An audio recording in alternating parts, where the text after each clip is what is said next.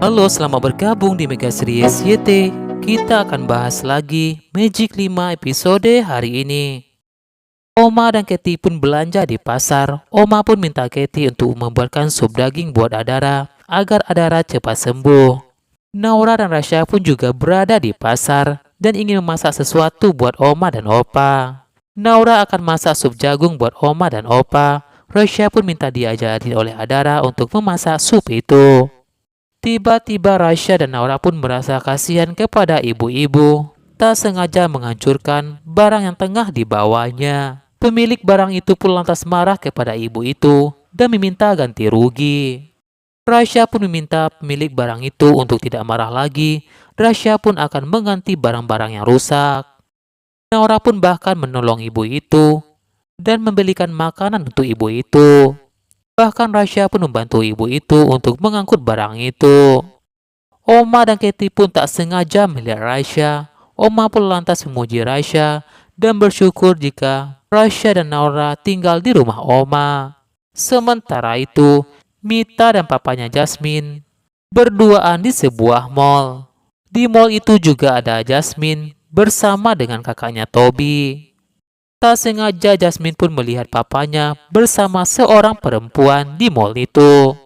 Saat Toby dan Jasmine ingin menemui papanya itu, tiba-tiba mereka menabrak seorang pengunjung. Akibatnya, Mita dan papanya Jasmine tahu ada Toby dan Jasmine di sana. Papa Jasmine dan Mita pun lantas kabur dari Jasmine. Mita bahkan hampir saja tertabrak oleh Rasya dan Naura. Naura pun heran kenapa Onti buru-buru. Onti pun pura-pura ditunggu arisan sama teman-temannya di hadapan Rasya. Rasya pun juga hampir saja menabrak Jasmine dan Toby. Jasmine pun lantas menyalahkan Naura.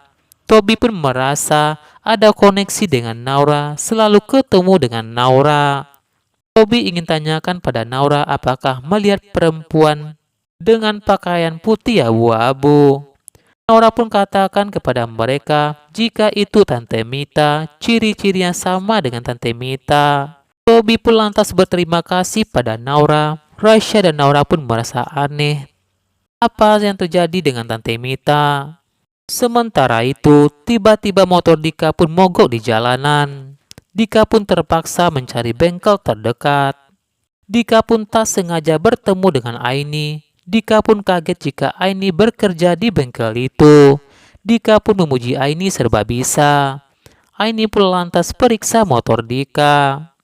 Dika pun pastikan jika Aini anak buahnya bukan Tin. Aini pun berkata kepada Dika jika Aini sedang bekerja part-time buat bantu ibu bayar kontrakan dan makan sehari-hari.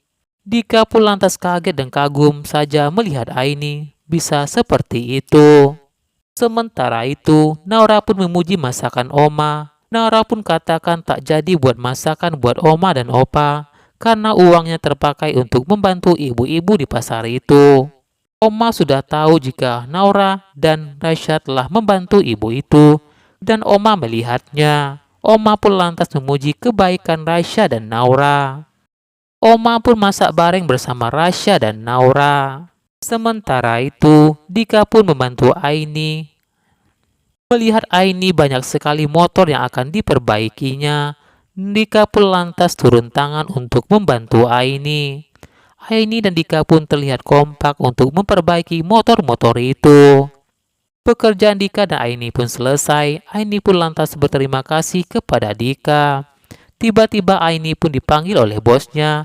Dika pun diberikan uang oleh bos itu. Namun Dika menolak uang itu. Tiba-tiba Opa pun datang, mengatakan jika masakan itu pasti enak.